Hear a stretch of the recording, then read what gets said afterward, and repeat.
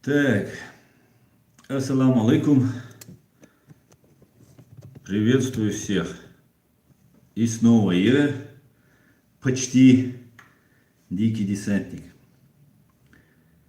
Так, вот, все, эфир начался, вижу. Сейчас включим. Так, ну, меня кое-как видно, я смотрю.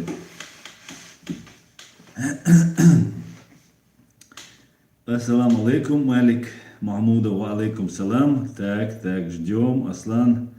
Цауган, Чечня, Россия, Цауган. У меня более важные дела, чем кто-либо. Так, Алды, ассаламу алейкум, ва алейкум салам, Алды. Так. От аватарки-то, от Алды, очень напоминает мне одного человека. Вот у Алды. Алды, ассаламу алейкум. Кто у тебя на аватарке, скажи, пожалуйста. Так, Марат, ты ассаламу алейкум. Давно не был у тебя, рад видеть. Ва алейкум салам. Всех приветствую, всем ва алейкум салам. Заранее вперед и то, что уже сказали. Всех рад видеть, слышать. Сегодняшний наш стрим проходит в прекрасном городе, столице Польши, Варшаве. И вроде бы не очень плохо меня видно. Сейчас я настройку здесь настрою, чтобы было 720 разрешения. Может будет получше даже видно. Ну все, в принципе.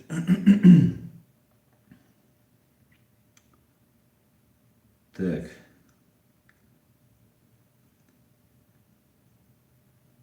Сперва, как обычно, приветствие займет какое-то время, и потом как раз все соберутся, и мы начнем наше общение. Так, ва алейкум салам, Чинхо, салам алейкум. Аскер, ассалам алейкум, мой старший чеченский брат. Ва алейкум салам, Каримлы. Приветствую всех. Не в старом городе, Аслан. Нет, я в старой части города. Старой части города Варшавы. Ну, по крайней мере, вот, как я ее вижу, это такие старинные дома. Очень красиво, между прочим. Всем советую посетить Варшаву. Прекрасный город. Нохчинох, ассаламу алейкум, алейкум салам, Нохчинох, Малик Махмудов, что делаешь в Варшаве? Очень по важному делу. Почти, можно сказать, по государственному делу я здесь. Так. Так, поехали дальше. Сегодня, как вы видели из моего названия, я бы хотел обсудить ситуацию, которая сейчас происходит во временно оккупированной Чеченской республике Ичкерия, где ФСБшные пауки в банке друг друга пожирают. Ну, пожирают так, чтобы ФСБ, который стоит над, или, там босс какой-то там стоит над, администрация президента, или так называемого президента России, они стоят над ними, и вот этим паукам в банке надо как бы показать свою лояльность, свое единство. И как бы в какой-то мере, когда они начинают убивать или пытать людей, которые находятся на службе у русских оккупантов, то тогда им надо соблюдать какие-то правила приличия. О законе, конечно, речи не идет, как бы что-то надо сделать вид, что как бы вроде как с человеческим лицом. На других граждан временно оккупированной Чеченской республики Ичкерия никакие правила не распространяются. Граждан Чеченской республики Ичкерия можно убивать, сажать, пытать, унижать, оскорблять, все что угодно. Как и положено обращаться террористу с заложниками. Вот как Россия позволяет, так и относится. Но случился очень интересный факт. Мы, конечно, к этому сейчас вернемся. Я сейчас отвечу на все ваши приветствия. Чуть-чуть поговорим. И, конечно, мы вернемся к Елене Милашине и к событиям, которые происходят во временно оккупированной Чеченской республики Ичкерия. Так что сейчас давайте чуть-чуть я отвечаю на ваши приветствия.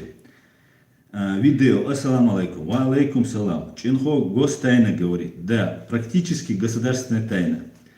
Так, почему ты не в России, говорит Миша из канавы? Потому что не хочу в канаву, Миша, как ты. А что там на России делать, говорит. А что в Польше делать, говорит. Ну ладно, это Миша тут троллит. Подполковник Кусюк. Фархада снова забанили. Да, Фархад, конечно, рвет их очень сильно, и у них очень сильно от него подгорает. Но я надеюсь, Фархад все равно будет продолжать свое дело. Так, Нох отвечает Мише из канавы, что на России делать нечего, ну кроме как мух ловить. Ну да. Миша из канала. Так я понимаю, автор оппозиционер или просто хочет развала Российской Федерации?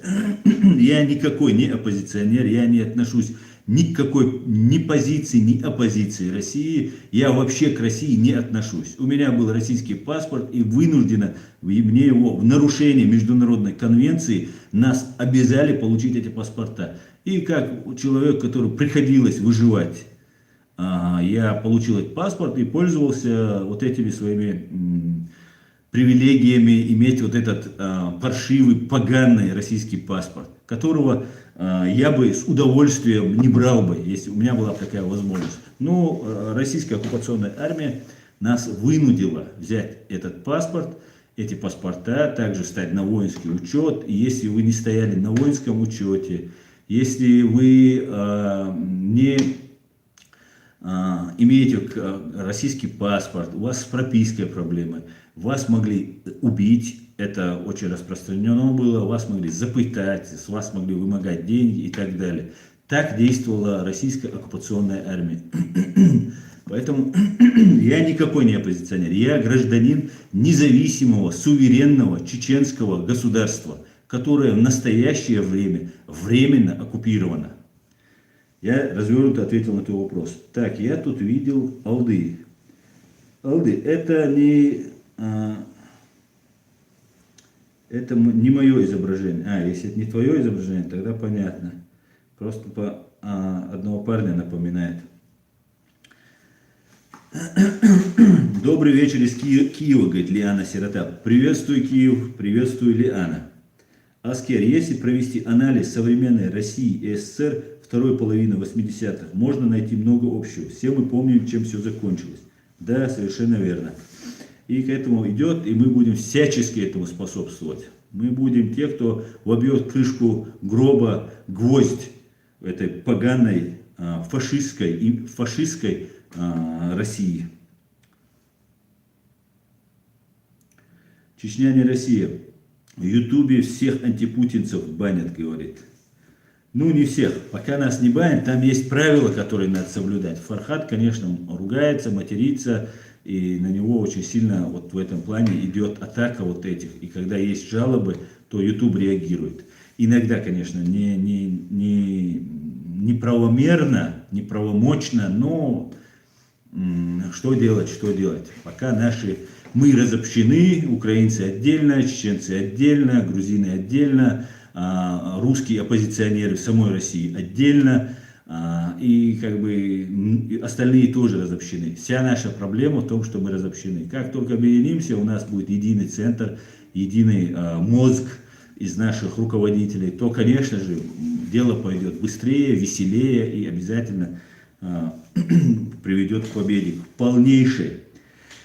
Так, поехали дальше. Так, Миша из канала. Пойми, при развале страны жизнь будет еще хуже, даже чем сейчас. Миша из канала, мне как-то все равно, какая у вас там будет жизнь. Оставьте нашу жизнь, да? Она у меня одна. Моя жизнь, которую мне ее испоганили. Я даже свой народ не трогаю, да, всю свою страну не трогаю. Народ, я имею в виду граждан Ичкерии, в том числе и русских, наших граждан, которых вы убили. И армян, и евреев, и всех, кого вы смогли убить. Поэтому вы нам поганите жизнь. Мы не хотим с вами жить. Вы нам противны, вы нам отвратительны. Мы хотим жить отдельно от вас. Ни культурно, ни ментально, ни психологически. Никак мы с вами не сходимся. Абсолютно мы разные люди. Вы рабы, рабы по сути. Обидно вам это или нет, это факт. Я абсолютно не пытаюсь вас обидеть, я просто объясняю, мы свободные люди, мы не можем жить при царе, нам не нужен царь, понимаете, нам смерть слаще, чем быть под царем, понимаете, а вам жизнь в свободе, вы жизнь в свободе предпочитаете жизнь быть под царем, под сильной рукой, там, туда-сюда и так далее. Мы не хотим так жить. Вот вся наша разница. Здесь идет борьба между свободой и несвободой, между светом и мглой. Понимаете, это очень такие банальные, тонкие, сложные, одновременно все это вместе вещи, которые вам приходится доносить. Мы не фашисты, как вы. Мы не хотим чужих земель, мы не считаем никого лучше нас или хуже нас. Мы не считаем никого, что кто-то должен говорить на нашем языке, на чеченском языке. Мы не считаем, что мы должны захватить часть вашей страны или другой страны и поработить этих людей, выкачивать их недра, убивать их людей, унижать их, заставлять их учить лживую историю, навязывать им лживых героев, как вы навязываете Ленина, Сталина, сейчас Путина, Кадырова-старшего, какой-то путь Ахмад Хаджи и так далее, и так далее. Нам это противно, мы органически это не перевариваем, как вы это не понимаете? Мы не хотим с вами ничего. Хотите хорошо живите, хотите плохо. У вас самая богатая страна по полезным, по залежам полезным ископаемым. Вы можете прекрасно жить. Уйдите с Кавказа, уйдите с Ичкерии, уйдите с Грузии, уйдите с Украины, уйдите. Дайте всем свободно жить. Вы сами не живете, как говорил Джохар Дудаев, русская идея это затащить по горло в дерьмо, а не вылезти оттуда самим. Всех вокруг себя запачкать. Если не можете вылезти, вы кидаетесь этой субстанцией в этих людей. Да, если не можете их туда затащить, там, например, будь это Украина, будь это сейчас Америка, или будь это какая-нибудь европейская страна, которая не хочет с вами ничего иметь общего. Вы находясь в этом состоянии, иногда приныривая, достаете, кидаетесь в него, хотя бы запачкайте. Оставьте людей в покое, дайте людям жить. Вот и все. Все просто. Так что хуже это, нам хуже не будет, над нами совершен геноцид. Хуже нам уже нет. А то, что будет с вами, это сугубо ваше личное дело. Нас в покое оставьте. Так, Путин превратил Чечню в Северную Корею. И все опыты по нарушению прав человека, проводимые над чеченским народом, потом переносятся на Россию. Совершенно верно, Фриман. Абсолютно с тобой согласен. Видео. Я нашел ролик в Ютубе встречи Масхадова и Ельцина. Речь идет о пропавших 620 миллиардов рублей по документам, якобы отправленные в Ичкерию. Ельцин обещал разобраться, и начались взрывы Российской Федерации. Да, это стандартная такая заведенная практика. Закачали как бы по бумагам 620 миллиардов, зная, что они начнут эту войну. Да, на этой войне сделать огромные деньги. Знаете, Руслан Аушев, первый президент Ингушетии, сказал, что, когда ему задали вопрос, почему вы думаете, началась эта война, он сказал, для того, чтобы отвлечь внимание от приватизации. Понимаете? КГБшникам, вот этим бандитам, террористам нужно было дать русским что-то. А в это время нужно было разворовать то, что полагалось вот этим русским. Русским полагалось, это большая часть русских, и нам, чеченцам, полагалось. Мы-то входили в РСФСР, а РСФСР как бы себя объявила правопреемницей СССР. И нам, чеченцам, РСФСР, то есть СССР, то есть сегодняшняя Россия, должна деньги. Миллиарды, триллионы нам должна сегодняшняя путинская Россия. И Ходорковский, фашист, Мегавор, который сейчас здесь в Европе находится, и другие там, Кох, который проживает в Германии, да, тоже мегавор, бандит и соучастник геноцида Чеченской Республики. Душитель слова, убийца НТВ и так далее, и так далее. Эти люди нашими деньгами, чеченцы, все вот эти олигархи наворовали наши деньги. Генералы КГБ наворовали наши деньги.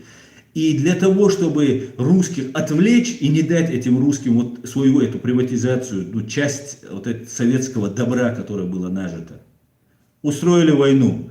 А русским что надо? Ему бутылку водки, и Великая империя завоевывает там Китай. Да? Просто этот Китай очень маленький, вот такой вот на карте иногда сложно. Да? Там столица Грозная, да, ее написать очень трудно, потому что до того большая эта страна, что ее на карте не видно. И столицу Грозной тогда еще было трудно написать на территории этой карты.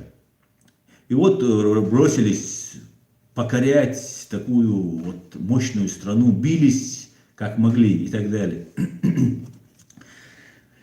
Поэтому вот для чего начиналась война, и я согласен с Аушевым, они так озолотились, обогатились, и на нас сделали вот себе и карьеру и так далее. Так вот, ни один чеченец этого не забудет, и когда настанет время, все всем припомним.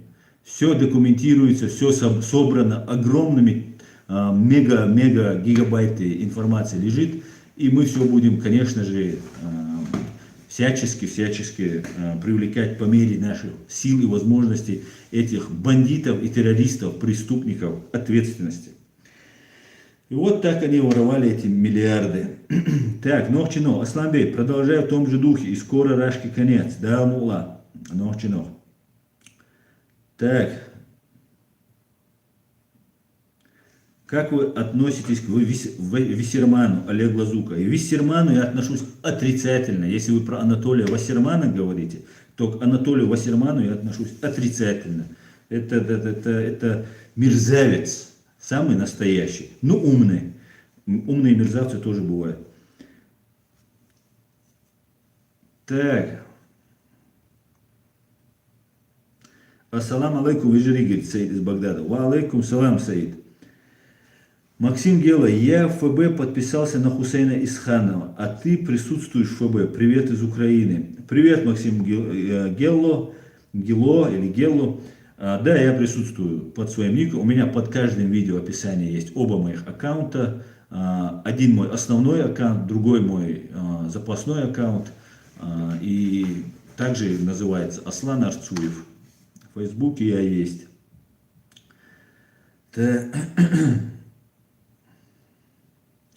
Так, Чинго, Мишу из канала, не удаляй его комменты, не скрывай их, потому что, ну, вроде человек не оскорбляет, задает вопросы, и это как бы неправильно, не удаляй. Так, вот и заблокировал Мишу из канала. Ну, за что ты его заблокировал? Ну, писал и писал, да, чуть-чуть троллил, ну, пускай. Нам такие нужны, чтобы мы могли доносить свою позицию, конечно. Если человек не оскорбляет, не матерится, то надо оставлять таких. Так, Дикий Кайф. Ассалам алейкум, ассалам. Ва алейкум ассалам, Дикий Кайф. Ну, у тебя ник есть, Дикий Кайф. Анзорино. Басаев это сказал. Да, Басаев повторил за Дудаевым, Джахаром Мусаевичем. Ганец говорил, Владивосток захватим, удастся Хабаров захватим, Москву захватим. Нох через Германию, ассалам алейкум, ва алейкум салам, Нох через Германию, Дикий Кайф. Аслан, как вы доехали? Отлично доехали, супер просто. Ва алейкум салам раматуллах, так, ассалам алейкум, Али Муайд, ва алейкум салам, Али Муайд. Так, Адам Чечен, сколько времени он в эфире? Я сейчас 20 минут в эфире. Сегодня я только сейчас разместился тут в Варшаве, и это самое, не успел ровно в 9, и начал эфир 21:15. Сейчас уж 20 минут где-то идет эфир. Доброй ночи всем, говорит Алена Павленко. Привет, Ален, доброй ночи. Приветствую, рад видеть. Очень приятно бывает, когда меня смотрят украинцы, и не только украинцы. Очень приятно. Смотрите, распространяйте и попытайтесь понять, что у нас проходило. Та ложь, которая сейчас льется на вас, она на нас льется уже 25 лет. Всю мою сознательную жизнь я вижу эту спецоперацию, эту ложь, этот обман. И немного, мягко скажем, мы в этом деле поднаторели. Так. Нохчино, Ходорковский, мошенник, подонок, нацист, вор. Все тут и не перечислишь. Согласен.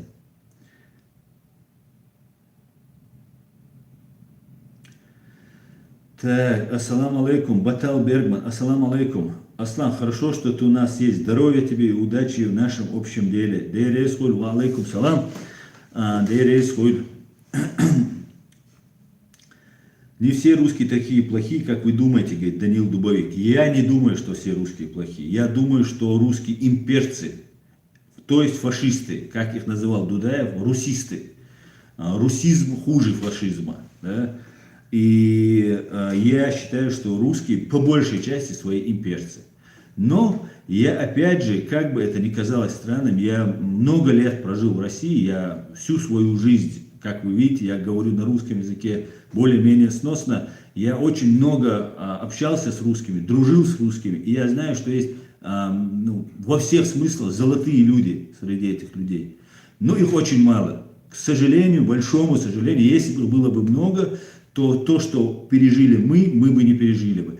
То, что переживают сейчас русские, они сами это не пережили бы.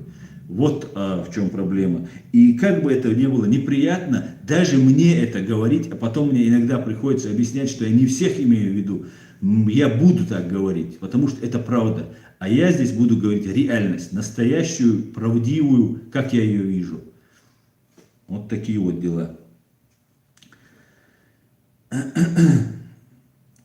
Али Муагель, закона нет в России, есть только воры и преступники. Да, есть мафия. Адам Чеченский, сколько времени он в эфире? Вот я уже сказал, сейчас уже я 22 минуты в эфире. Так, Адам Чеченский, Аллах Рейсхой, Адам порядок, Езуай. Русские хорошие и нехорошие, вы нам миллион лет не сдались. Хороших мы приглашаем в гости. С визой, загранпаспортом приезжайте к нам в освобожденный наш Джахар. Нехороших не зовем вообще ни с визой, никак. Живите у себя. Так, Аскер, до прихода России у нас все было спокойно. Пришел русский мир. У нас 2 техногенные аварии, которые пострадал целый город. И теракт, в котором убили 25 детей. Там, где Россия, там наступает разруха. Совершенно верно, брат.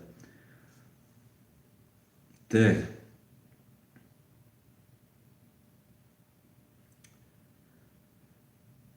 Единобожник, это значит Аслан. Али Муагид, единобожник, значит. Так, я ничего не понял. Так, Алена Павленко, как же этот русский мир всех уже, когда он уже изживет себя? Везде, где русский, там разруха, война и смерть. Больше ничего. Сам он не изживет себя, Елена, к большому нашему сожалению. Сам не изживет. Надо нам прилагать усилия. Доносить везде, всюду, доносить правду об этом, доносить четко. Пускай думают, что у вас идея фикс, но мы должны загореться этой идеей фикс и донести, что Россия фашистская страна, что там нет никакого суда, есть только симуляция суда, симулятор суда, имитация судебной системы, нету правовой системы, есть только вот телефонное право и так далее, нет права на жизнь, нет права на честное судебное разбирательство, нету права на свободу слова, нет прав там, это факт. Мы должны всячески помочь им. Нохчи из Германии. Аслан, почему назначаете встречу с Тумсо, если ты в Варшаве? Да, без комментариев. Так, салам алейкум. Алейкум салам, ТТ. Неадекватный клоун. Аслан, правда ли, что Адольф Гитлер отдал приказ при наступлении на Кавказ не трогать родственный народ, то бишь Нохчи? Абсолютно это фейк, выдумка. Между прочим, очень распространенная среди чеченцев.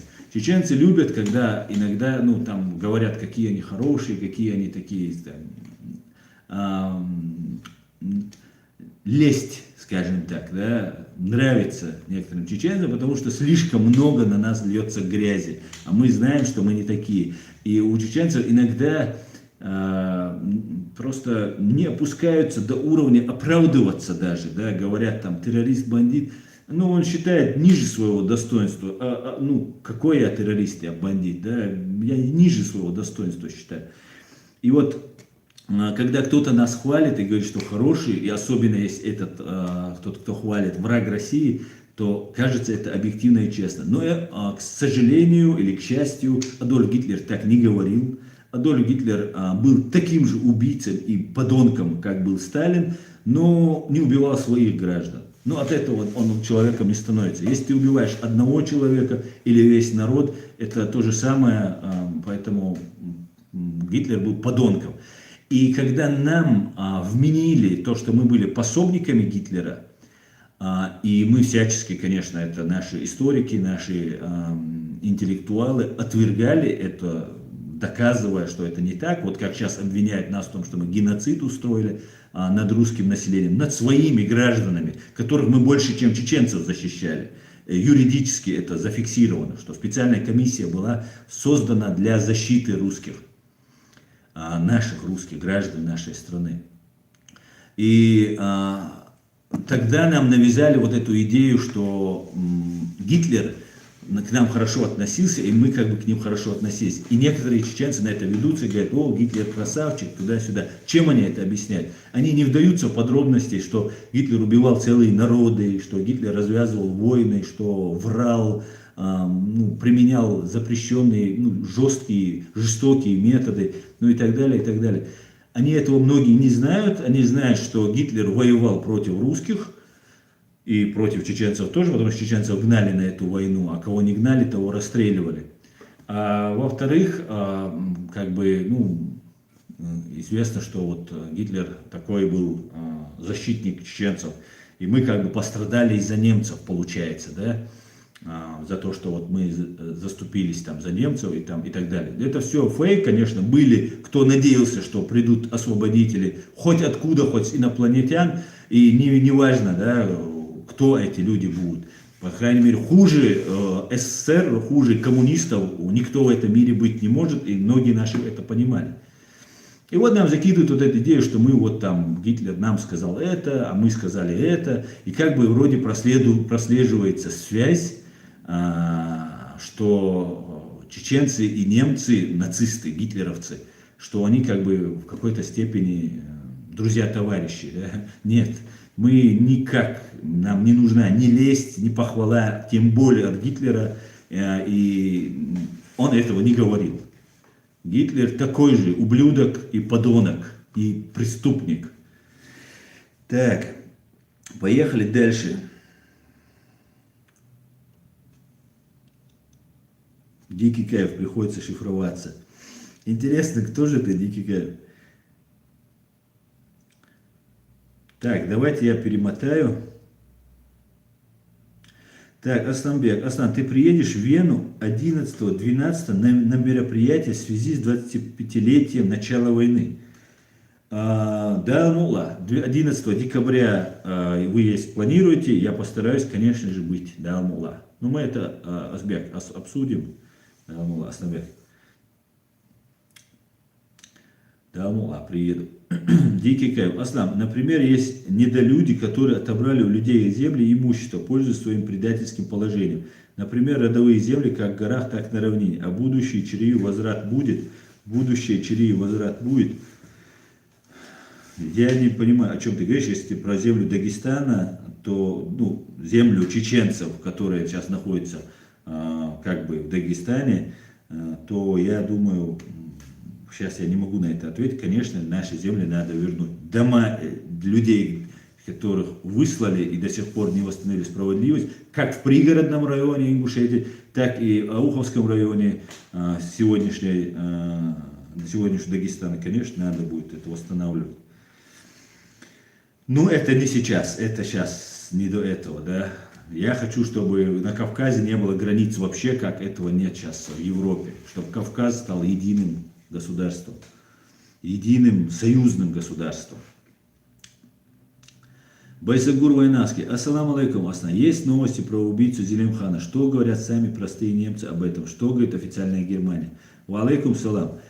Но новостей как таковых нет, кроме того, что вот сейчас Bellingcat и проводит расследование, выявляются разные моменты, и уже со стопроцентной вероятностью можно утверждать, что это работа российских спецслужб, да, уже доказано, что есть многие факты, что менялся паспорт, выдавался перед его выездом, что человек работает на российские спецслужбы. Да, это имеется. Больше пока данных нет.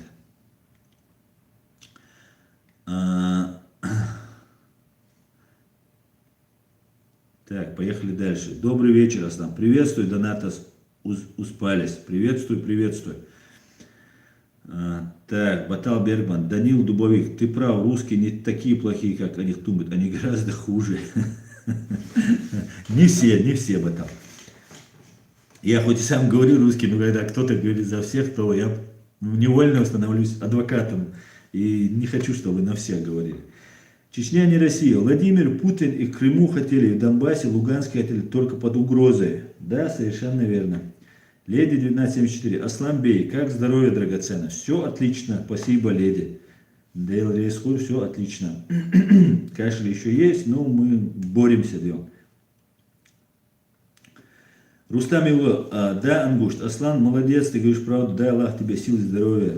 Дейл Рейсхур. Так, я перемотаю, вы уже тут много наговорили. Так, я знаю Милашину, очень порядочная женщина, говорит Мартира Карл. Давайте поговорим о Милашине. И не только, скорее всего, не столько о Милашине мы поговорим, сколько мы поговорим о событиях, которые произошли во время оккупированной Чеченской Республики Ичкерия. Во-первых, я бы хотел начать с обращения к Елене Милашиной. Елена, вы сделали большое дело, связанное с расследованием массовых убийств, которые были в 2017 году были совершены вашей страной, вашими чиновниками, российскими чиновниками.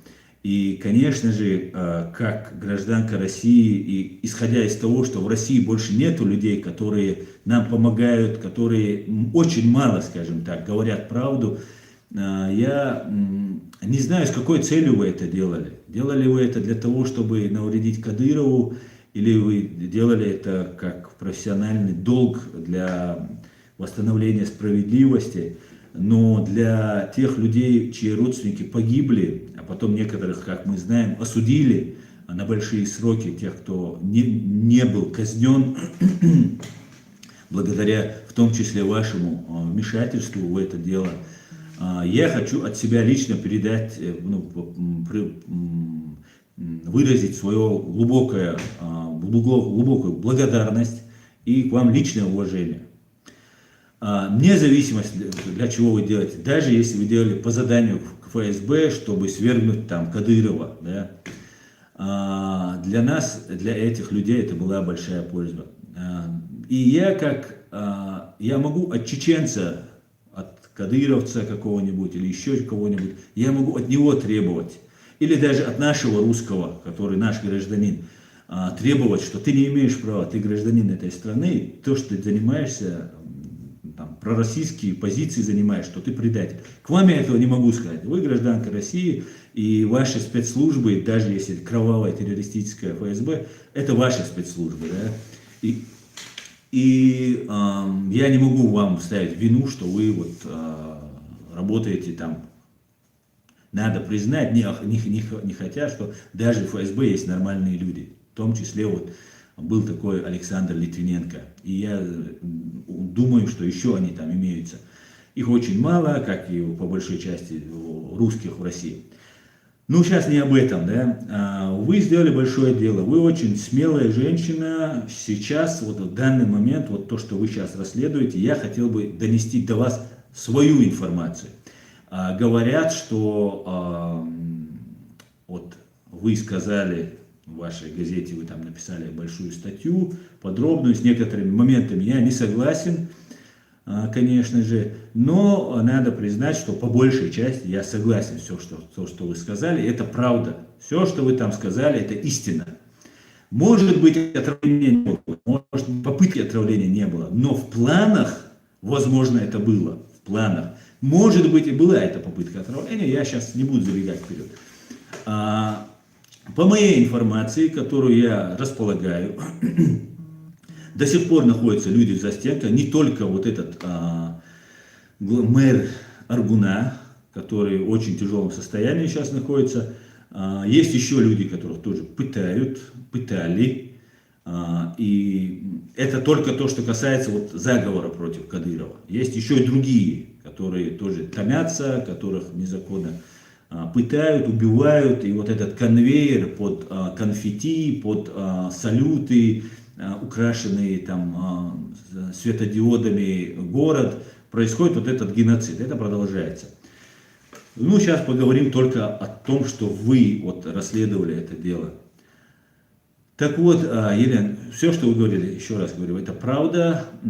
И то, что вот сейчас происходит на наших глазах, вы видите, что вас пытаются там как-то съязвить, уколоть, там как-то пытаются, я не знаю, оскорбить вот какими-то дешевыми вот этими, не буду сейчас выражаться, вот своими какими-то там этими вещами. И Кадыров реально предотвратил, раскусил, раскрыл заговор, который против него был. Возможно, есть такая версия, мы тут с товарищами, со своими соратниками обсуждали этот вопрос. Возможно, есть у нас две версии по этому поводу. Как одна версия, то, что Кадырову подбросили вот этого мэра, как бы, чтобы он его замочил, загасил и потом его свергли. Есть вот одна из таких версий. Есть вторая версия, которая вот реально был заговор. Абти Алаудинов хотел стать руководителем нашей, гауляйтером, да, от вашей страны в нашей стране. И это у них не удалось. Первая причина, почему Кадыров так рьяно взялся, вы говорите, были прослушки, и по прослушке было вычислено, что Кадырова ругают. Да, мэр Аргуна иногда любил говорить там нелицеприятные вещи в своем кругу на Кадырова, и потом, когда его начали пытать, вот сейчас уже, когда уже его взяли, его начали пытать, он, конечно же, сдал всех, потому что я знаю, как они пытают людей, да, я знаю, что под Москвой, в Одинцово, есть секретная тюрьма ФСБ, и я знаю, как там пытали людей, я знаю, как там убивали людей, я знаю, как люди умоляли убить их, так долго пытали. Поэтому мэр Аргуна не такой идейный, как тех, которые ФСБ пытала у Одинцова, и еще есть другие тюрьмы на территории России, не говоря уже о секретных тюрьмах в оккупированной Ичкерии. И люди, муджахиды, защитники, потом, когда это уже дело перешло в такую исламскую войну, да, антироссийскую войну с исламским уклоном, эти люди очень идейные были, но очень мотивированные были умереть даже за свои взгляды. Эти люди, этот человек умолял убить его. У него из ушей, из глаз, из носа, из всех частей тела выходило все, кровь шла, его так долго били током, и он умолял убить. И я думаю, выдержать эти пытки очень сложно. ФСБ умеет пытать. И как мы знаем, вот во время убийства вот этих 27 человек и 13 человек в Старопромысловском полку Ахмада Кадырова, где этот рыжий Аслан курировал это убийство. Курировали их ФСБшники, могу вам сообщить. И многие заинтересованные об этом уже знают. И, конечно, ФСБ умеет еще со времен НКВД, ЧК, и КГБ и так далее убивать, и они будут делать то же самое с русскими. Они уже делают, уже не так сильно, не так массово. Сейчас крымских татар они сейчас терроризируют, потом будут массово, когда русские встанут, если они встанут, будут убивать русских. Так вот, вот этот мэр Аргуна рассказал, что у него были пособники. Трудно было не понять, когда есть человек, который выгораживает Алаудинова и хает очень сильно Кадырова, что вот это не был заговор, что это там и так далее. Да, это был заговор, это была попытка свержения ненавистного Кадырова как Бортникову, директору ФСБ, так и Алаудинову, вот этим другим людям, которые оказались, если вы вчера смотрели, вчера, по-моему, был этот выпуск, когда они там рассказывали и Алаудинов, и бывший этот министр МЧС, и вот там второй, третий, кто уже уволен, кто в отпуске в октябре. Для меня было непонятно, в октябре все разом уходят в отпуск. Да? Вот сейчас я выйду, говорит Алаудинов, из отпуска, и я всех накажу. Алаудинов, видимо, вымолил себе смерть, но жизнь вымолил он ее не потому, что он хорошо умеет умолять, даже рыдая, как он умеет рыдать. Нет, он вымолил, потому что ему повезло, пока повезло, что Кадыров не может вот так демонстративно убивать генерала, бандита МВД, там, замминистра МЧС, и так далее, и так далее. Но то, что их карьера закончилась, это однозначно. Больше Кадыров им доверять не будет. И нужно признать, при всем при этом, я не знаю, Кадыров сам это делает или нет, но сейчас Кадыров повел себя очень мудро и не рубил с плеча, как он иногда там любит включать там дурачка и всех там гасить направо-налево. Нет, сегодня он повел себя, скажем так, мудро. Видимо, и сам помудрел, или поумнел, или же просто боится очень сильно, или есть хорошие советники, которые ему быстренько все разъяснили. Кстати, мэра Махачкалы, говорю, Аргуна мы так и не увидели, потому что он, и еще есть другие люди, которые томятся. Поэтому я всецело подтверждаю каждое ваше слово, за исключением некоторых моментов в вашей статье. Я имею информацию, достоверную информацию, что чистки шли, что попытка покушения, свержения, скажем так, не покушения, а свержения Кадырова и его вот этого ближайшего круга патриота, лорда, кто там, Демирханова, вот этой кучки, и для того, чтобы этот, как его, плачущий министр, как его, Алаудинов возглавил эту ситуацию, и было трудно Кадырову не понять, что против него готовится заговор, потому что вот такая активная работа началась там по его дискредитации, потом и так далее. И то дело, которое началось с 2017 были эти убийства, и в 2018 году началось вот это расследование, и которое сейчас привело к гибели, я в этом не сомневаюсь, гибели этого Тамерлана непосредственного там участника и убийцы вот этих 27 человек, вот этого Тамерлана, помните, вот с такой репой, который мечтал стать великим полководцем Тамерланом. И дальше, и там же, как мы все знаем, есть вот эти все первые лица, которые есть, и ФСБ все это курирует. И, возможно, это должно было стать катализатором. Это был очень удобный такой повод, но это делалось не ради справедливости, не ради этих убитых людей и родственников, а для того, чтобы свергнуть Путина, Кадырова, а потом уже и Путина. Путин это понимает, конечно, он Кадырова пока не сдаст, пока он ему нужен. Кадырова сдадут только в случае неминуемой гибели Путина. Вот неминуемой смерти Путина будет сдат, если это спасет Путина, вот только тогда.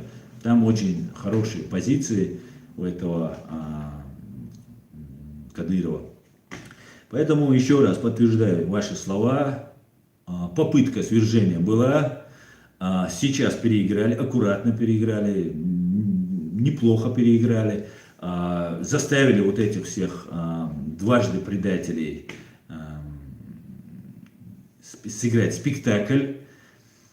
И, конечно же, их карьера закончилась. Возможно, даже и жизнь их не закончится, потому что они уже представляют угрозу. Они имеют ресурс, у них все будет отобрано, без сомнения. Все преступно нажитое вот их имущество будет отобрано, так как богатый оппонент, он в 10 раз, в 100 раз опасней, чем бедный, да, враг или оппонент.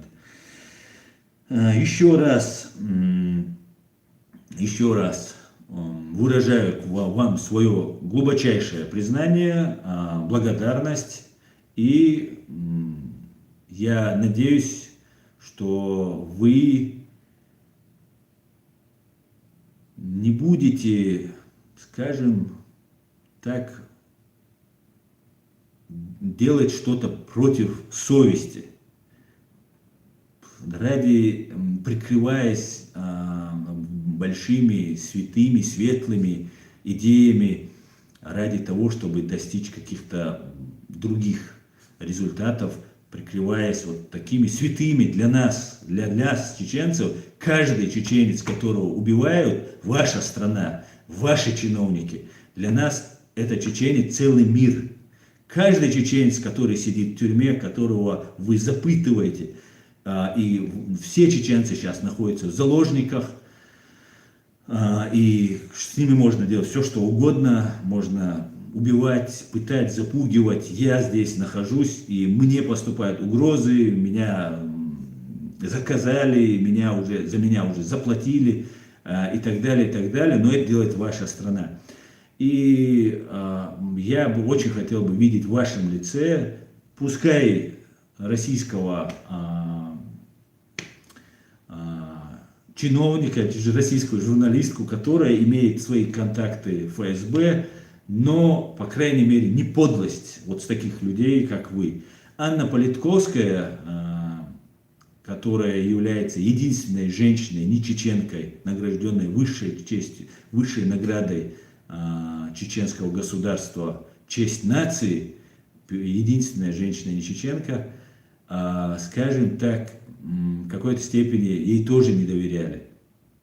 Ну, мы так привыкли не доверять русским. Мы чеченцам уже, если честно, не доверяем, потому что КГБ делает все возможное, чтобы вот запутать и как-то нам навредить.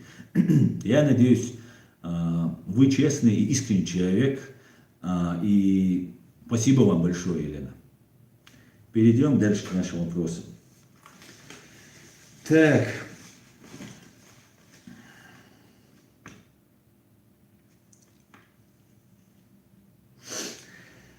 Ой, наговорили вы тут.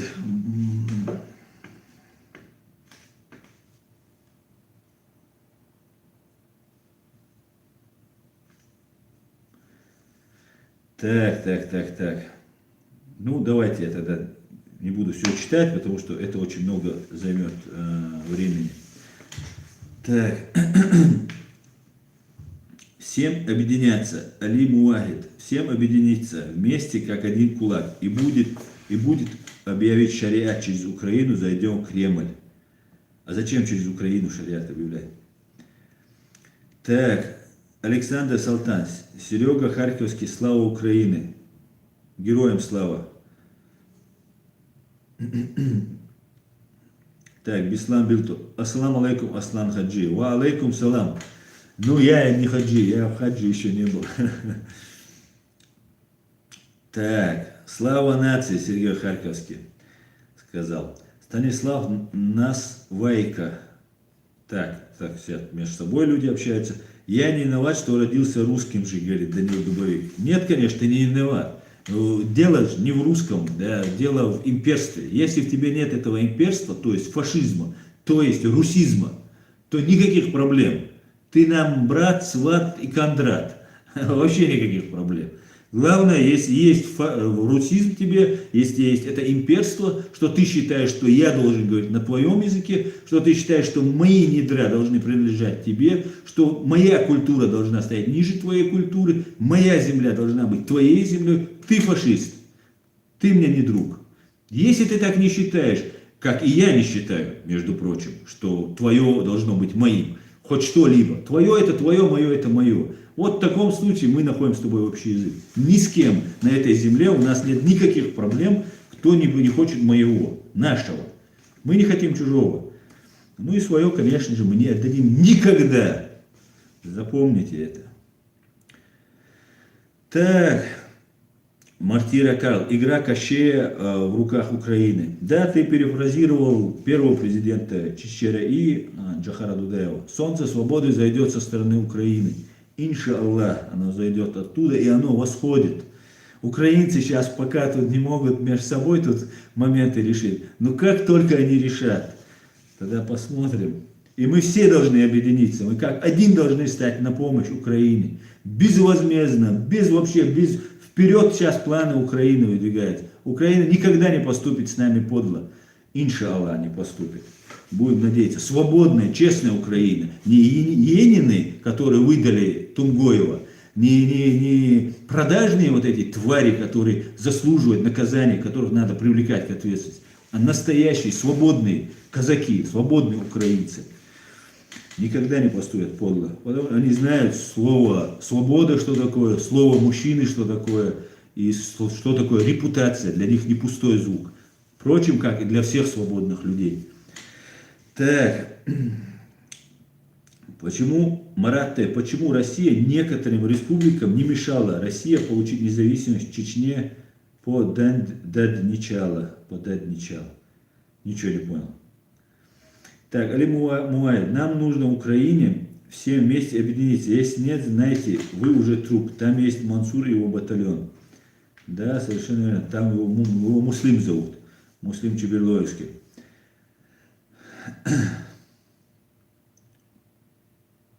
Видео, когда симку Билайна у Тумсо конфисковали, я прозрел. Да, там много, просто клейма ставить не, просто палится, особенно вот с этой ситуацией, вот с этим разоблачением, просто спалился человек полностью. А вот это обращение, что это не было никакого заговора, что там, это вообще куром наспех. Мне вот только что прислали, я вот перед эфиром буквально посмотрел, куром наспех, человек просто раскрылся полностью. Но свидетели Тумсо в это не поверят, конечно, скажут. А где доказательства? Я сейчас пойду, архив КГБ или там ГРУ достану и, конечно, принесу вот личное дело. Вот оно. Да, конечно. Ну все, больше о нем не говорю. Все всем понятно, все. Все выявляется и дальше будет только выявляться. Донаты, кстати, урежут, потому что сейчас вот этим людям, Алаудиновым и другим вот этим попавшимся, пойманным с поличными, да, Кадыровым, своих вот этих окружений, им сейчас уже нельзя будет донаты. И риторика сейчас упадет, потому что, уже для чего? Просто так, что ли, хай? Не зря же мы говорим, Путин виноват, Россия виновата. Ну куда ты делаешь? Хусейн Исханов всю свою жизнь стоит на страже этой родины. Он ему куда? Зачем так ты делаешь? Нет, я знаю, вы никто, вы не мусульмане, вы чисты от ислама, ля-ля тополя. Все, яиц мабо шумят. Так, поехали дальше. Так, Эд Мамедов, задонатит. Эд, спасибо тебе, ты перестань донатить, Эд, хватит. Спасибо большое, но перестань. Так. Линда, Аслан, каково твое мнение о шамане?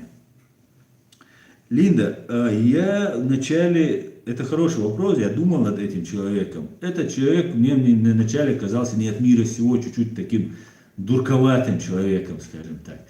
Ну, в принципе, в это время, когда тотальная ложь, когда очень много ведется ЛНП, да, НЛП, нейролингвистическое программирование, когда людей дурят, обманывают, вот, ну, просто идет зомбирование людей, адекватным оставаться очень тяжело.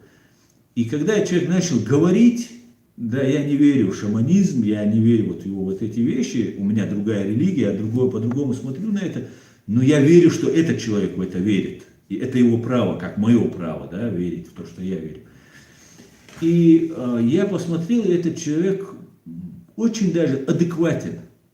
Очень даже, по крайней мере, то, что я видел. Да, человек очень взвешенно и четко видит суть проблемы, корень проблемы, корень зла. И он правильно определяет, что это дьявол. Аузу билля, это самый настоящий дьявол, это шайтан. Самый настоящий, вот сидит в Кремле. И Илларионов, там, и Соловей есть такой вот этот пропагандист российский. И они заявляют, что они общаются с этими, с потусторонними силами, как они их называют. А мы, мусульмане, считаем бесовщиной, да, вот эти потусторонние силы. И, конечно же, он в этом прав. Он со своей религией, со своего шаманизма увидел это. Мы это со своей стороны так это видим. И этот человек был бы неадекватным клоуном, там, дурачком и так далее, на него бы не обратили внимания, его бы не сняли бы, потому что этот человек приобретал масштаб. И русскому человеку, я знаю русских людей, знаю даже лучше, чем некоторые русские знают самих себя, я считаю, что этот человек как мессия был для русских. И он есть, если его сейчас не убьют или не посадят, или не заколят транквилизаторами в психбольнице, как они это делали с Новодворской и многими другими диссидентами и умными людьми, которых запытывали, а некоторых просто сводили с ума вот этими своими карательной психиатрией, которая была в Советском Союзе и которая сейчас вновь возрождается. В Чечне она возрождается, там не хватает кадров у них, но они тоже пытаются нам это навязать, и она обязательно будет возрождаться в России, конечно же, она будет возрождаться в России, нет в этом никакого сомнения, потому что все методы КГБ они используют и придут и к карательной психиатрии. Поэтому я считаю, что мы должны все поддержать этого шамана, и я лично считаю, что этот человек заслуживает поддержки, и вот с низов, вот настоящий воин, как он себя и называет, я считаю таким этого человека. И выражаю ему всяческую свою солидарность с ним и разделяю его взгляды. Вот что я могу сказать по поводу шамана-воина. Так, поехали дальше. Так, пока молчит Фанта Спикинг. Пока молчит мировое сообщество от беспредела Кремля, если и так дальше пойдет, сделанный Путиным покажется цветочками, он еще натворит дела. Абсолютно полностью согласен, об этом мы твердим здесь каждый день. Но пока у тебя под пятками не загорится, вот, не делают люди. Не делают, что поделаешь.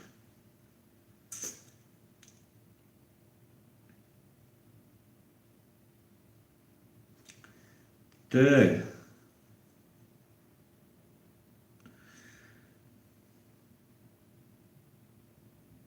Мартира Карл. Чем больше говорим о Кадырове, тем глубже закапываем преступления, да, России. Совершенно верно. Так и есть. Это трудно не понять.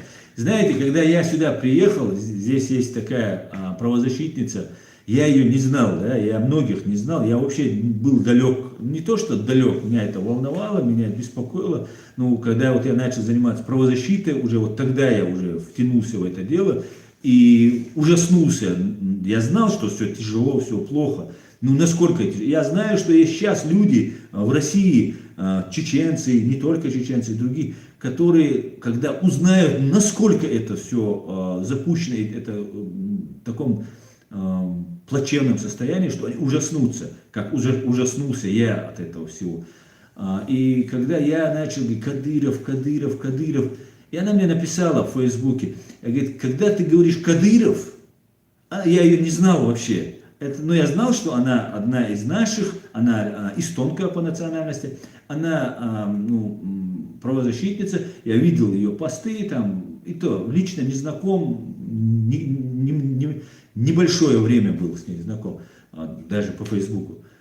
И она мне написала, вот вы постоянно пишете про Кадырова, говорит, но у нас, не у нас, она-то в курсе была, у стороннего наблюдателя, говорит, возникает такое ощущение, что идет гражданская война, чечено-чеченский конфликт. А я знаю, говорит, что это не так. Почему вы все время говорите про Кадырова? Майя Пладо ее зовут, эту женщину. И вы, абсолютно посторонний человек, да, он может, специально провокатором быть, кем угодно. И я задумался, простые вещи, которые лежали на поверхности, я только-только вот зашел в Facebook, познакомился с этим Фейсбуком, который мне казался невероятно сложным понять его. И я подумал, а так и есть. Я-то досконально знаю ситуацию. И для меня Кадыров, как предатель, ненавистнее оккупанта. Потому что с врагом можно договориться. И рано или поздно мы с русскими договоримся и поставим границу и пограничников с обеих сторон. А с предателем нет. Предатель ни на нашей земле, ни там в России не будет нужен. И я-то знал прекрасно всю эту ситуацию, и поэтому мне ненавистный Кадыров, я на него это говорю.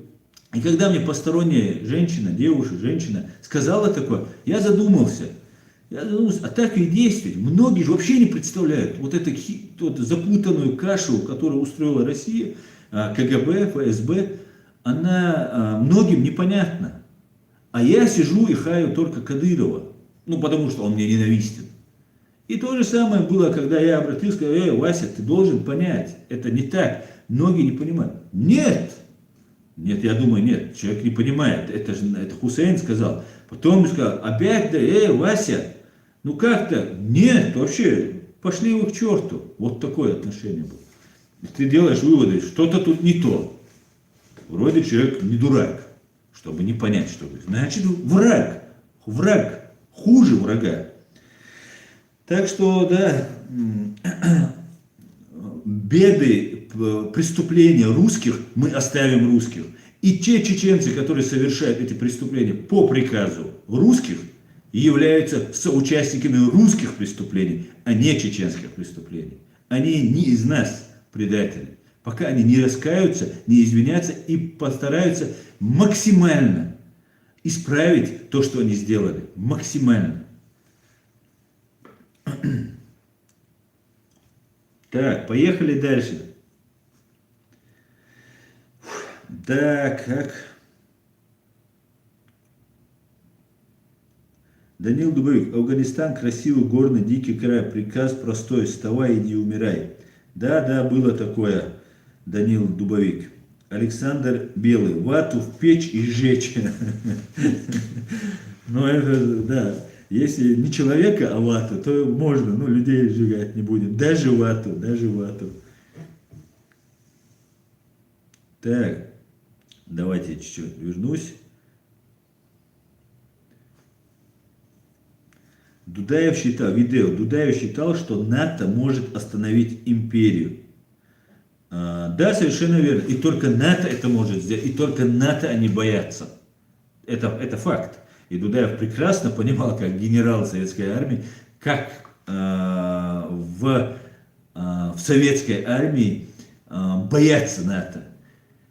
Нету просто нормального мужика, чтобы мужчины, который бы англосакса какого-нибудь, пропихнул Путин своего этого Трампа, который просто, я не знаю, просто от своих спецслужб. Вы помните на встрече в Хельсинки, в Финляндии, как он от своих спецслужб отказался. Он сказал, я верю Путину, а не верю своим спецслужбам. Это где такой президент может? Это измена была. Потом он переиграл, что он не это имел в виду и так далее. Потому что это явно просто было. Но это он сказал то, что он думает. Я в этом убежден.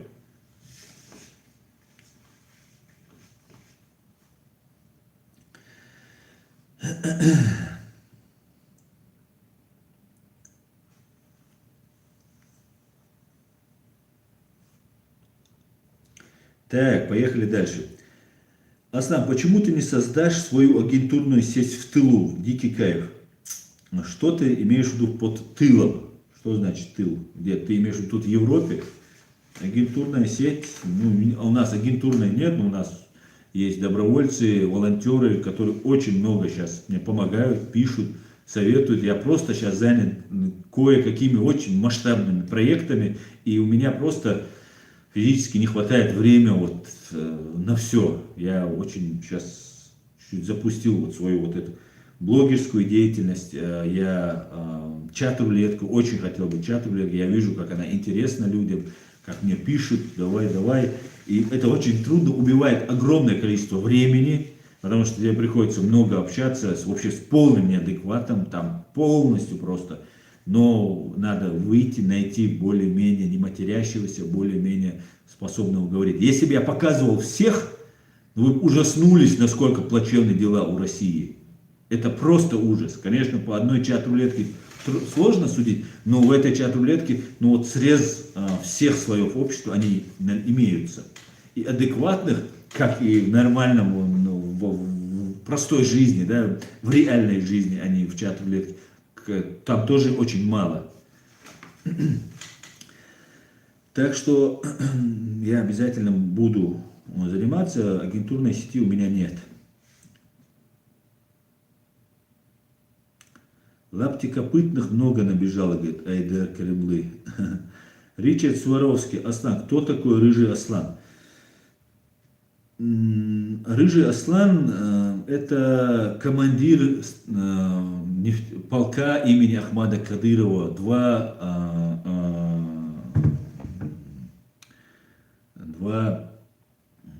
Старопромысловского района, на Старопромысловском, знаете, да, это тоже бандит и преступник, который будет отвечать, как и все будут отвечать, иншаллах, ни один не уйдет от справедливого международного суда, да, Аллах, дай Бог, дай Бог. Ассаламу алейкум всем, говорит, ва алейкум салам, Так.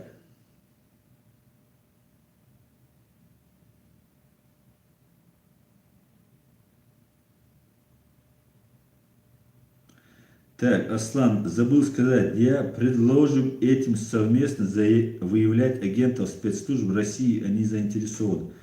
Чинго говорит, Аслан, забыл сказать, я предложил этим совместно выявлять агентов спецслужб России, они заинтересованы. Ты знаешь, у меня есть один очень мой родной, близкий человек, он может рассказать все, Чинго, он может, вот все детали рассказать.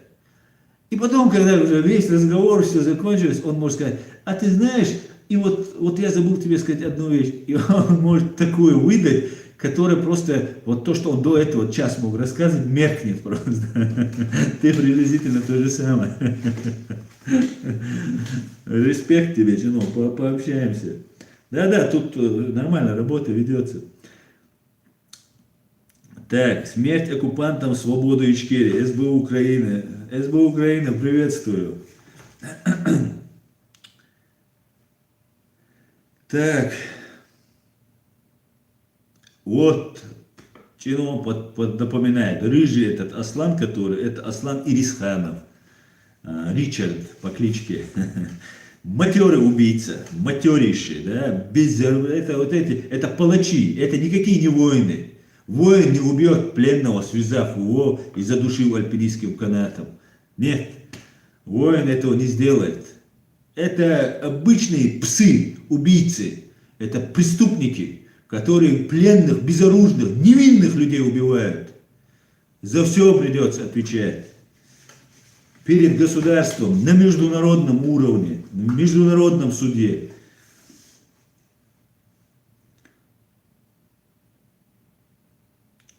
Обрек свобода. Аслан, скажи, ты слышал пословицу, я умер в тот день, когда я позволил убить своих братьев? Нет, я, к сожалению, не слышал такую пословицу, но с ней можно согласиться. Маулюд Алтынташ. Слава Украине! Украина понада усе. Героям слава, Маулюд. Украину хотят украсть. Папа дьявол из Кремля, говорит. Да, пупок развяжется у этого недоцарька. Роман Воливодин. Слава Украине, свободной Ичкерии. Героям слава, Роман. Дикий кайф. Похлеще, чем у Тумиши, у дряхлых папок КГБ, ФСБ. Ничего не понял. Так, Берс фон Мессер. Эти русские сами не живут и другим не дают жить. Да, есть такое. Так, поехали дальше. Перемотаю, ребят, вы тут наговорили. Так.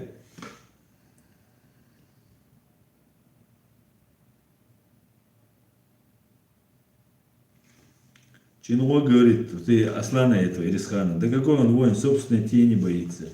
Да, крупно они улипли, я тебе скажу. Не только вот они, вот, которых мы сейчас...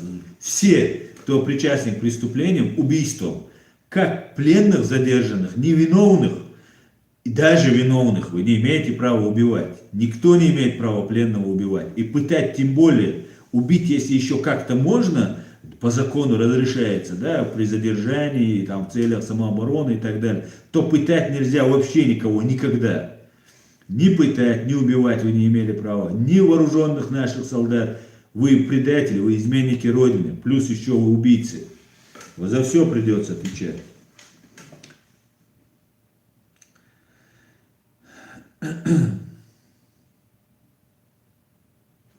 Адам Чеченский. Часто, блядь, когда ты бываешь? Я, Адам, не часто бываю, потому что просто не хватает времени. Лунный свет. Хорошо там, где нет русских. Хорошо там, где нет русских фашистов. Я чуть-чуть добавлю, поправлю.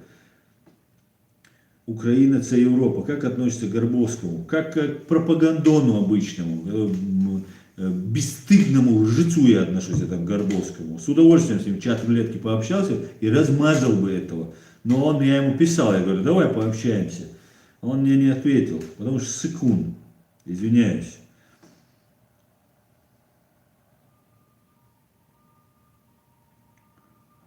Так. İslam ise Мalik Сайдулаев, Цуналец, она Мalik Сайдулаев, Сумацоу, Мalik Сайдулаев, российский чиновник, российский прихвостень. Сахацуна Алмадец. Я видел у Малика Сайдулаева, нет, короче, без комментариев.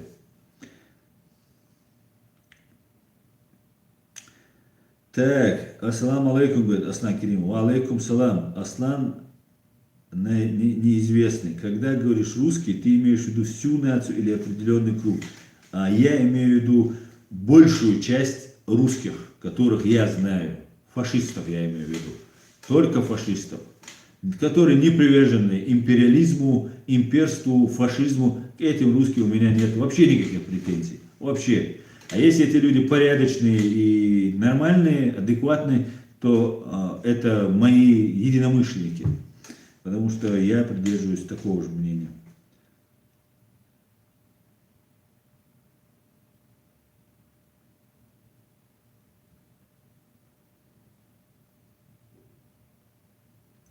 Дикий кайф. Пацан, помнится, я за других ников кричал в каждом твоем эфире, что Тимирбаева скоро возьмут, и что он бегает и стучится в каждую дверь, дабы найти себе крышу. Но ты игнорировал меня. Я не игнорировал, я не помню, чтобы ты это говорил. Я когда задержали, буквально через неделю узнал, что его задержали, и слушал, ожидал, что будет дальше. И такой поворот я лично не ожидал, что Алаудинов окажется, что потом это выяснится, что это целая сеть, которая сейчас по дискредитации идет Кадырова, чтобы там загасить Кадырова и захватить власть. Но не шмогла. И если честно, я обеим сторонам, как Кадырову, как Алаудинову, я этим обеим сторонам желаю удачи. Давайте, пацаны, давите друг друга. Как можно. И еще не забывайте про русских, их тоже надо. Ну, этих фашистов, оккупантов, которые вас там крышуют. Давите друг друга, сажайте, дискредитируйте, выявляйте. Давайте. Нам это очень интересно и необходимо.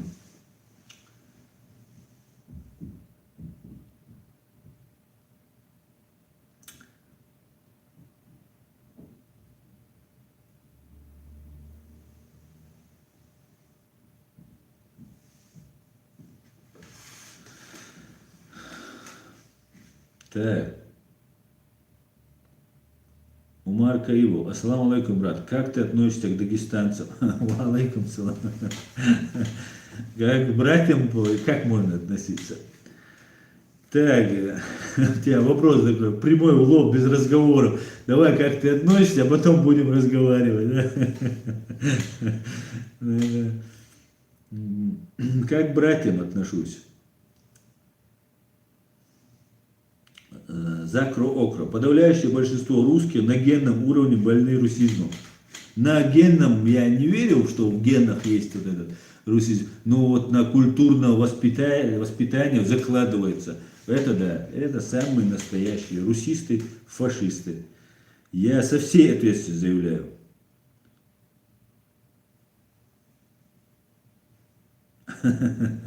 Да, Дикий Кайф, да, есть, да, хорошо, я согласен с тобой. Я честно не слышал от тебя. Я знаю, что это было, и мне нужно было получить какую-то информацию, чтобы голословно не утверждать, чтобы не попадать в просак. Бывает ситуация, мне стопроцентно говорят какую-то информацию, и я ее выдаю, и выясняется, что она неправильная. Это как бы дискредитирует мою позицию очень сильно. Аслан Керимов, Аслан Хаваршева, они по делу, по очень важному делу. Так.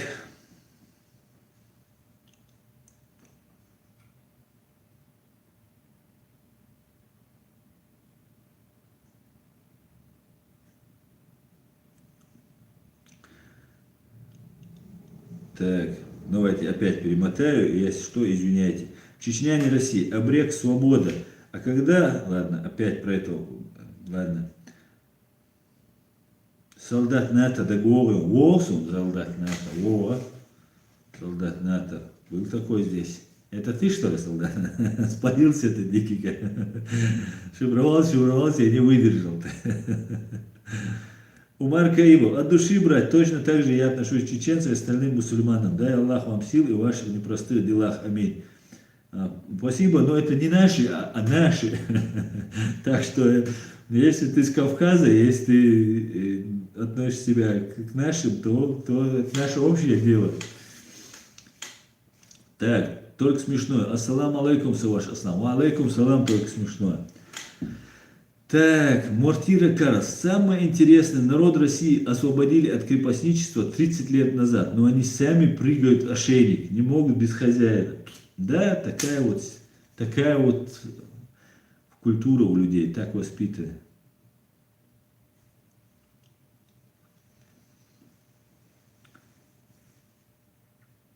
Так. Закрокра. Я 40 лет у него в тылу, говорит, уже, наверное, затмил Штирлица. Закрокра. Штирлиц никогда не был так близок к провалу. Зря ты тут палишься. Не пались. Так, Роман Воеводин. Асан, что ты думаешь о президенте Украины? Я думаю, что Зеленский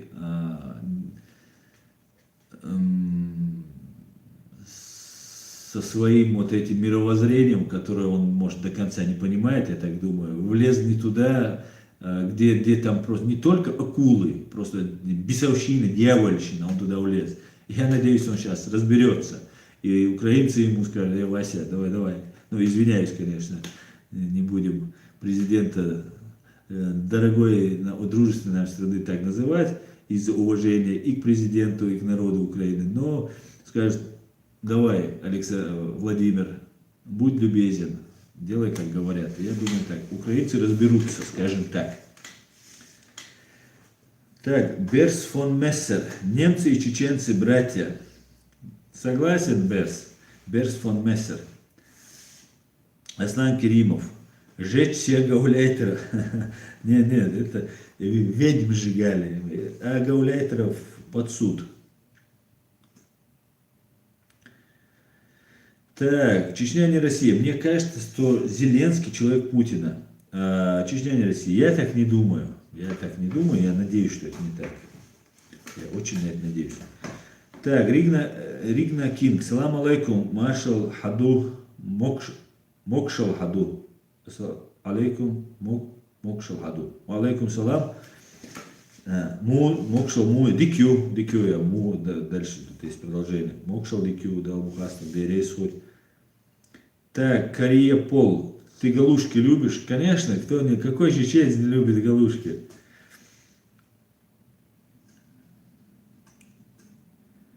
Так, поехали. Чечня не Россия. Есть два типа русских, которые лежат в гробу, и те, кто будет лежать в гробу. Русских оккупантов. Чечня не Россия. Это о таких русских сказал.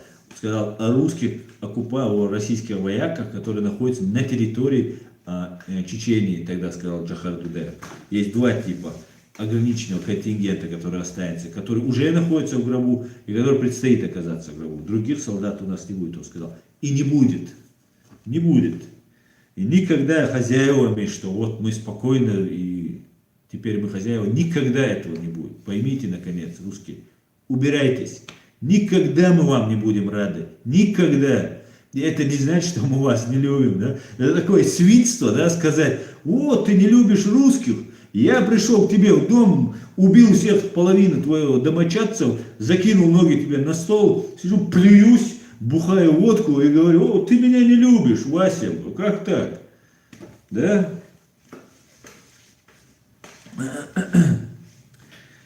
Так что пошли вон, оккупанты. Мурат Мурзаев, ассаламу алейкум, Асан, что должно произойти в тебе, чтобы ты смог вернуться на родину? Моя страна должна деоккупироваться. Или должен быть появиться момент, что вот мы будем деоккупироваться. Деоккупацию, я об этом раньше говорил, и сейчас еще раз скажу. Мы должны привлечь мировое сообщество, ООН, организации, которые нам способствуют ввести миротворцев. Я не против, чтобы это были украинцы или грузины. Вошли в нашу страну, мы избрали президента, парламент, чтобы международные наблюдатели наблюдали, чтобы как чеченцы, мы имеем право, у нас это право есть. И никто не может нас лишить этого права. Право это не то, что кто-то дает, право это то, что нельзя у нас забрать. Его у нас никто не заберет, это право. Оно у нас было, есть и останется. Потому что это наше право. И мы хотим вот освободить свою родину. После этого я вернусь. Или во время этих процессов я вернусь.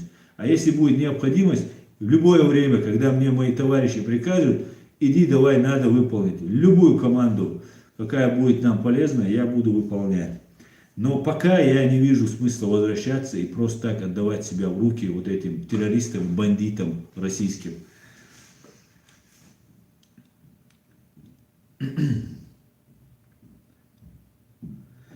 Так, Александр Белый, только злость после такого. После чего у тебя такая?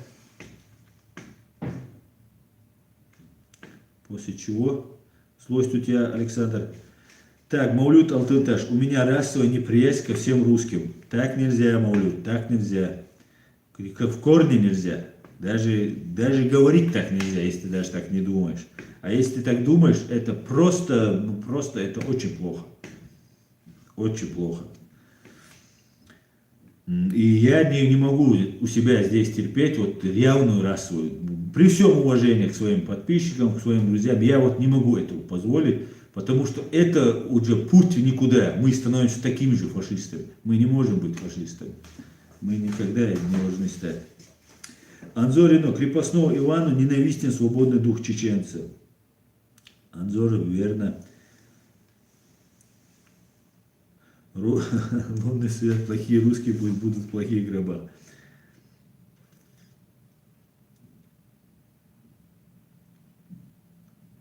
Так.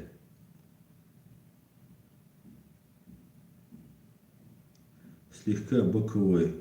Сейчас. Только. Что ты там делаешь? Там, да. Так. Не поверишь, у меня просто времени не было, чтобы заехать и сделать эту процедуру.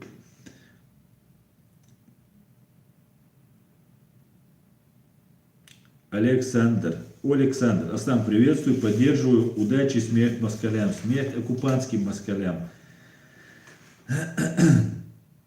Как относишься к Навальному? Отрицательно. Как я могу к симулякру и агенту КГБ относиться, который на сегодняшний поп-гапон, который подставляет своих адептов и своих последователей, которые ему поверили, подставляет под дубинки и срока, которые сейчас получают сроки, а этот сидит себе и в ус не дует.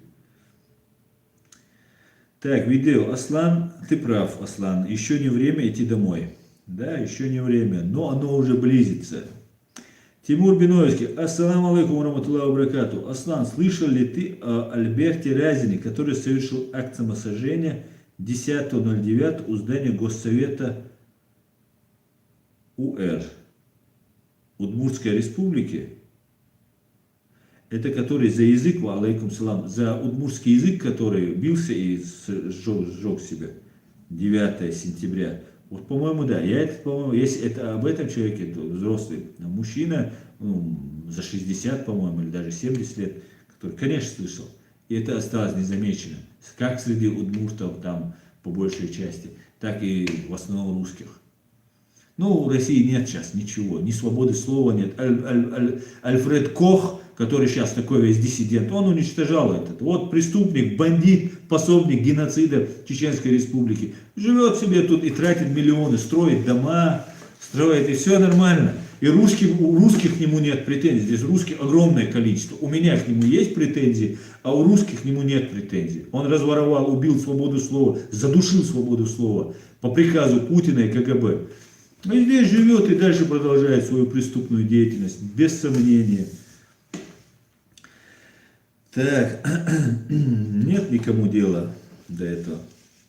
Фанта Спикинг. Аслан, что скажешь насчет того, что Россия обратно влезла в Сирию, а США вывели свои войска? Говорят, что это грубая ошибка правительства США. Или, возможно, втянули туда по-хитрому Россию. Я сейчас не могу сказать, не могу ничего сказать. Возможно, втянули, возможно, я не знаю. Александр Белый. После того, как они сбрасывали бомбы на вашу республику, убивали и русских, и чеченцев. Да, совершенно верно. Убивали всех. Бомбы не разряд. Русские-то в основном наши, русские, наши граждане, они остались в Грозном. Мы чеченцы, да, мы исходим из каких-то мест. Да, у нас есть свои там родственники, там, свои там места родовые. Куда мы можем всегда уехать и спрятаться, да, переночевать там, и тогда хоть месяц пожить, хоть 2, хоть 3, хоть год. Да, всегда найдется угол, и всегда мы поделимся в последних лет. Мы своих русских забирали, мы свою соседку забирали. И так многие чеченцы делали. Но многие русские не ехали. Они говорят, нет, идут. У нас дядь Коля был, он был очень хороший инженер, или токарь на Красном Молоте заводе.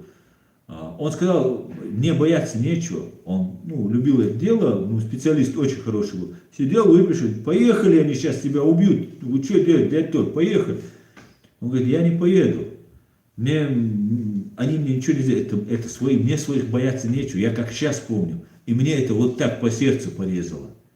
Это был мой гражданин, мой русский, мой согражданин. Как мой чеченец, мне без разницы он был. Я хотел его спасти. Он сказал, они не мои, они мне ничего не сделают. И я подумал, да, не очень хорошо. Было обидно. Мы уехали. Там у нас есть садик, рядом с садиком. Потом был убит, и там же в садике, на территории садика, детского садика был похоронен. Русский убит, русскими. Своими, как он их считал.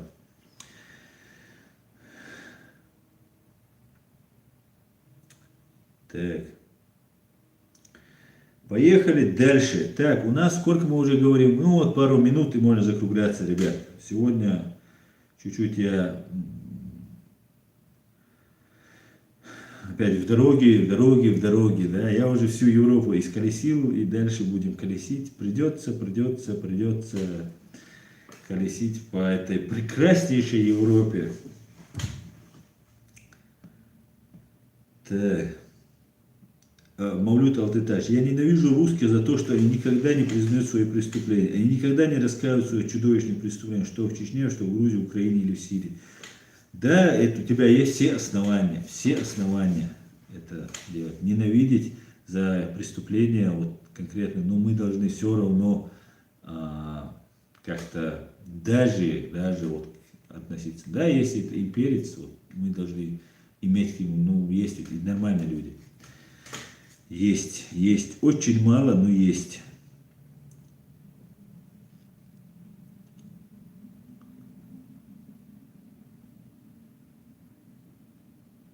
Украина – это Европа. Давайте разделим Крым, южная часть, дадим России, северную Украине, и все будут довольны. Никто не должен быть доволен. Крым – это крымско-татарская земля, которая входит в Украину. Были ли проблемы у крымских татар с украинцами? Конечно, были, с украинской властью. А не у украинцев ли была проблема с Януковичем, со своей властью, которую терпели? Украинские татары, они пытаются свои права как-то отстаивать. Это нормально. В любом нормальном, здоровом обществе часть требует какая-то, где-то добивается своих прав. Это абсолютно нормально. И крымских татар, и украинцев надо спросить, можно ли поделить. А так надо убраться к чертовой бабушке с Крыма, всем оккупантам. Крым – это Украина. И украинцы с крымскими татарами, которые там проживают, они сами разберутся, что им там делать. Видео. Мы не имеем права делить чужие земли. Конечно, не имеем. Конечно. Так, иншаллах, мула, обрек, так, лунный свет, надо убрать чат украинца, це Европа, это русские. Да, мне тоже кажется, это русские. Видео, мы люди мирные, но наш бронепоезд стоит прогретым. Так, ребята, господа хорошие, мы 1,5 часа говорим, я планировал сегодня сделать коротко, но получилось как получилось. Всем большое спасибо. Все будет отлично, все идет отлично, медленно, но абсолютно неизбежно и верно идет в нужном направлении. Свобода, победа будет за нами, иншаллах, дай Бог. Всем спасибо, ассаламу алейкум, вараматуллахи ва баракатуху. Всем спасибо, до свидания, спокойной ночи. Удачи.